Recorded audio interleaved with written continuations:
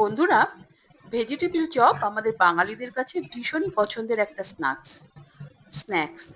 তো শীতের সন্ধ্যা হোক বা বর্ষামুখর যে কোনো সন্ধ্যা বা যে কোনো সন্ধ্যায় এই চপ হলে তো কোনো কথাই নেই। তো আজকে আমি তোমাদের সঙ্গে শেয়ার করতে চলেছি ভেজিটেবিল চপের রেসিপি। তো এর জন্য আমি প্রথমে একটি বিটরুট এরকম সরু সরু লম্বা লম্বা করে কেটে নিয়েছি, গাজর নিয়েছি মাঝারি সাইজের দুটি, একটি বড় সাইজের পেঁয়াজ এবং কিছুটা ধনেপাতা কুচি। তো ওরকম ছোট, ছোট স্লাইস করে আমি কেটে নিয়েছি। দেখো, এরপর আমি গ্যাসে কড়া বসিয়ে তাতে দিয়েছি ২ চামচ মতো সর্ষের তেল। তাতে দিয়েছি একটি শুকনো লঙ্কা ছোট, ছোট টুকরো করে ফোড়ন দিয়েছি এবং দিয়েছি এতে ১ চামচ মতো পাঁচফোড়ন ফোড়নে দিয়েছি। এরপর আমি ১ চামচ মতো গ্রেট করা আদা এবং কাঁচা লঙ্কা দিয়ে ভালো করে কষিয়ে নিলাম একদম লো ফ্লেমে। ততক্ষণ কষিয়েছি যতক্ষণ না আদার কাঁচা গন্ধ চলে যায়। তো আদা কষিয়ে নেওয়ার পর এর মধ্যে আমি দিয়ে দিয়েছি পেঁয়াজ কুচি। তো পেঁয়াজ কুচিটা আমাদের কিন্তু ভালো করে কষিয়ে নিতে হবে। এরকম একটু কালারটা চেঞ্জ হয়ে যাওয়ার পর আমি এর মধ্যে সবজিগুলো দিয়ে দিচ্ছি, গাজর এবং বিটরুট। তোমরা চাইলে এখানে বিনসও এড করতে পারো বা তোমাদের পছন্দের সবজি। তো আমি এখানে গাজর এবং বিটরুটই দিলাম প্রথমে। তো সেটা দিয়ে আমি কিন্তু ভালো করে নাড়াচাড়া করে নিয়ে এর মধ্যে দিয়ে দিচ্ছি কিছুটা পরিমাণ কড়াইশুঁটি। ফ্রেশ কড়াইশুঁটি দেওয়ার চেষ্টা করবে বা ফ্রোজেন দিলেও দিতে পারো। তো আমি এখানে ফ্রেশ কড়াইশুঁটি দিয়েছি হাফ কাপ মতো। তো এরপর আমি দিয়ে দিলাম এর মধ্যে স্বাদ মতো নুন, হাফ চামচ মতো হলুদ গুঁড়ো, হাফ চামচ ধনে গুঁড়ো এবং হাফ চামচ মতো কাশ্মীরি লঙ্কার গুঁড়ো। খুব বেশি মশলা এখানে প্রয়োজন হয় না। তো এই মশলা দিয়ে আমাদের কিন্তু ভালো করে নাড়াচাড়া করার পর ৫ মিনিট মতো আমি ঢেকে রেখে দেবো যেন সবজিটা প্রপার কুক হয়ে যায়। তো এই সময়ের মধ্যে আমি একটি ভাজা মসলা বানিয়ে নিচ্ছি। এর জন্য আমি নিয়ে নিয়েছি ১ চামচ মৌরি, ১ চামচ গোটা জিরে, ১ চামচ গোটা ধনে, ২ টো ছোট এলাচ, ছোট ২ টুকরো দারচিনি এবং ২ টো লবঙ্গ। এই সমস্ত উপকরণ দিয়ে আমি কিন্তু ফ্রাই প্যানে ভালো করে একদম ড্রাই রোস্ট করে নিলাম। আমাদের মসলাটা ভাজা হয়ে গেছে। ততক্ষণ ভাজতে হবে যতক্ষণ না মসলাটা থেকে একটা সুন্দর সুগন্ধ বেরিয়ে আসে। ততক্ষণ ভেজে আমি সেটাকে নামিয়ে রেখেছি। ঠান্ডা করে আমি মিক্সিতে ভালো করে গুঁড়ো করে নেব। তো এরপর আমি দেখো ফ্রাই প্যান বসিয়ে তেল দিয়ে তার মধ্যে আমি কিন্তু চিনাবাদাম কিছুটা পরিমাণ ভেজে নিলাম। তো এরপর আমি দেখাচ্ছি আমাদের সবজিগুলো। দেখো আমাদের কিন্তু অনেকটাই কুক হয়ে গেছে। দেখতেই পাচ্ছ পরিমাণে অনেকটা কমে গেছে এবং জলটাও কিন্তু শুকিয়ে গেছে। তো এরপর আমি এর মধ্যে সেদ্ধ করা আলু দিয়ে দিচ্ছি। আমি আগে থেকে সেদ্ধ করে তুলে রেখেছিলাম।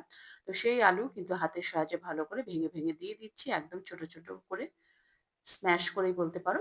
তো এই আলু দেওয়ার পর আমি কিন্তু ৪ টে মাঝারি সাইজের আলু এখানে ব্যবহার করলাম এবং ভালো করে সবজির সাথে মিশিয়ে দিচ্ছি। এবং বড়, বড় টুকরোগুলো এরকম খুন্তির সাহায্যে আমি কিন্তু ভেঙে, ভেঙে ভালো করে মিশিয়ে দিলাম। দেখতেই পাচ্ছ। রেসিপিটি দেখতে, দেখতে চ্যানেলে যারা নতুন এসেছো তারা চ্যানেলটিকে সাবস্ক্রাইব করে বেল আইকনটি প্রেস করে রাখো যেন পরবর্তী নোটিফিকেশন সবার আগে তোমার কাছে পৌঁছায়। ৩-৪ মিনিট কষিয়ে নেওয়ার পর এর মধ্যে আমি দিয়ে দিলাম কিছুটা পরিমাণ ধনেপাতা কুচি, ভাজা চিনাবাদাম এবং ১ চামচ মতো চিনি এবং এর মধ্যে দিয়ে দিলাম আমরা যে শুকনো খোলায় মসলাটা ভেজে রেখেছিলাম। তো সেটাই কিন্তু আমি মিক্সিতে গুঁড়ো করে নিয়েছি। একদমই ফাইন নয়, একটু দানা, দানা ছিল। তো তার থেকে আমি ১.৫ চামচ মতো মসলার গুঁড়ো আমি এখানে এড করে দিয়েছি এবং ভালো করে মিশিয়ে নিচ্ছি। তোমরা এখানে চাইলে কিন্তু চাট মসলা বা আমচুর পাউডার ব্যবহার করতে পারো। কিন্তু আমরা বাঙালিরা ভেজিটেবল চপ একটু মিষ্টি, মিষ্টি পছন্দ করি। তো সেইজন্য আমি স্কিপ করলাম। তোমরা তোমাদের পছন্দ মতো কিন্তু এড অন করতেই পারো। আরো ৩-৪ মিনিট কষিয়ে নেওয়ার পর আমাদের কিন্তু রেডি ভেজিটেবল চপের জন্য পুর। তো সেটাকে আমি রেখে দিলাম ঠান্ডা করার জন্য।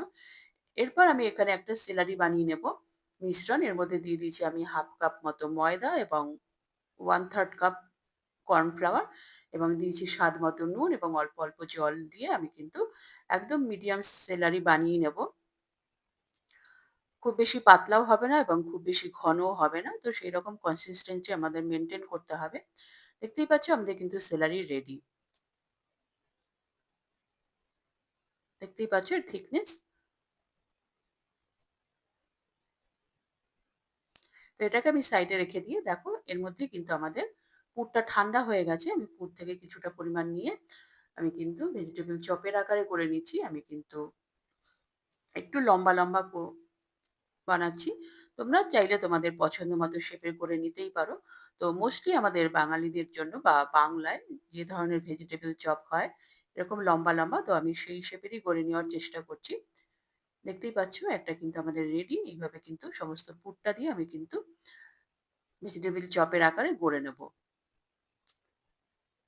বাই দ্য ওয়ে, আমি দীপালি। তোমরা দেখছো তোমাদের চ্যানেল মায়ের আদরে রান্না। তোমরা যদি রেসিপিটি ফেসবুক পেজ থেকে দেখে থাকো তাহলে পেজটিকে অবশ্যই ফলো করে রাখার অনুরোধ থাকলো। দেখতেই পাচ্ছ এভাবে কিন্তু আমাদের সমস্ত ভেজিটেবল চপের আকারে গড়ে নিতে হবে।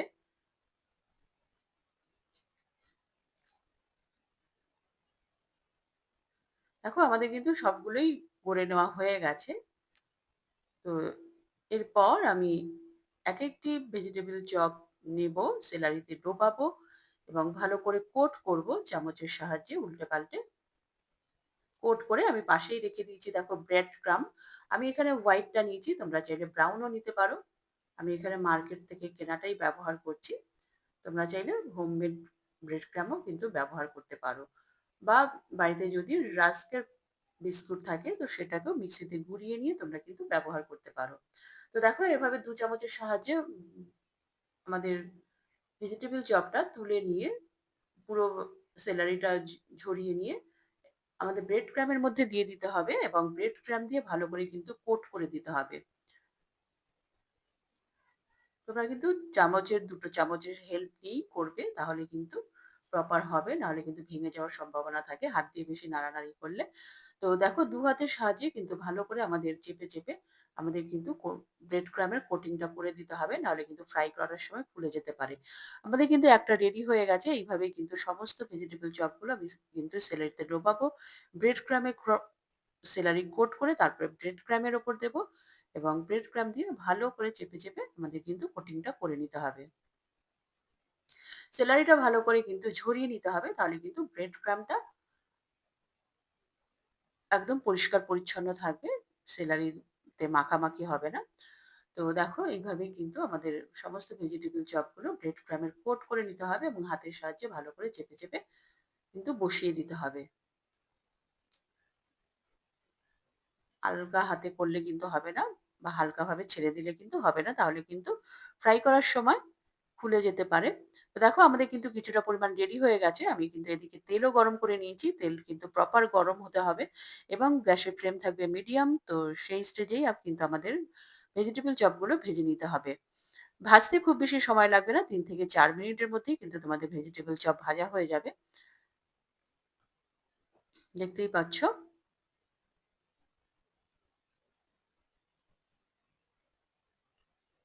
এভাবে কিন্তু আমাদের উল্টে পাল্টে ভেজে নিতে হবে। তোমাদের যদি রেসিপিটি কোনোভাবে হেল্প হয় বা ভালো লাগে তাহলে কিন্তু লাইক, শেয়ার, সাবস্ক্রাইব করতে ভুলবে না এবং হাই বাটনটি অবশ্যই প্রেস করে রাখবে। আমাদের কিন্তু একটা সেট রেডি হয়ে গেছে। আমি কিন্তু ভেজে তুলে নিচ্ছি এবং ট্রের মধ্যে আমি একটি বাটার পেপার রেখে দিয়ে তার উপরে কিন্তু ভেজিটেবল চপগুলো তুলে রেখে দিচ্ছি। দেখতেই পাচ্ছ আমাদের কিন্তু সমস্তগুলোই ভাজা হয়ে গেল। রেসিপিটি ভালো লাগলে লাইক করে দিও এবং তোমার প্রিয়জনদের সঙ্গে প্রচুর প্রচুর প্রচুর শেয়ার করো এবং আরো এই ধরনের নিত্য নতুন রেসিপি দেখার জন্য চ্যানেলটির সঙ্গে জুড়ে থাকো। দেখো আমি আবার প্লেটিং করে দিচ্ছি এখানে। আমি দিয়েছি এখানে ভেজিটেবল চপ, কিছুটা পরিমাণ স্যালাড এবং টমেটো কেচাপ এবং ওপর থেকে আমি কিন্তু চাট মশলা ছড়িয়ে দিলাম। তো দেখো কতটা টেম্পটিং লাগছে, লোভনীয়। দেখে কি লোভ সামলানো যাচ্ছে? আমাকে কিন্তু কমেন্ট করে অবশ্যই জানাবে। এবার কিন্তু চেখে দেখার পালা। চেখে দেখতেই হবে কেমন বানালাম। তোমরা কমেন্ট করে জানাবে তোমাদের কেমন লাগলো। পরবর্তী এপিসোডে আবার দেখা হবে। ততক্ষণের জন্য নমস্কার, ধন্যবাদ।